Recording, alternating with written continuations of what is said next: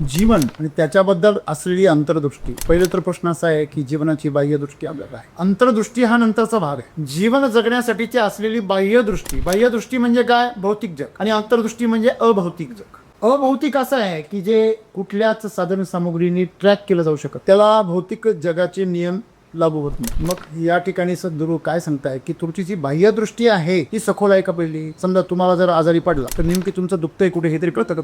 ज्या शरीरावर तुम्ही 20, 25, 30 वर्ष आहात त्या शरीराचंही पुरेसं ज्ञान तुमच्याकडे नाहीये. मग जर त्या शरीराचं पुरेसं ज्ञान तुमच्याकडे नाहीये तर तुमची बाह्य जगामधली दृष्टी सुद्धा कशी आहे?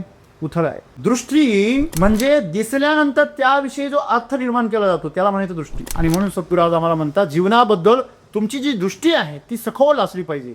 मग ती बाह्य का असेल, मग ती सखोल पाहिजे. किमान तुमच्या शरीरात काय चाललंय हे तर तुम्हाला कळलं पाहिजे. तुमचं काय चाललंय तुमच्या मनामध्ये हे तर तुम्हाला कळलं पाहिजे. आणि जेव्हा तुम्ही एक एक स्तर पार करता तेव्हा तुम्ही अंतर्दृष्टीपर्यंत पोहोचता.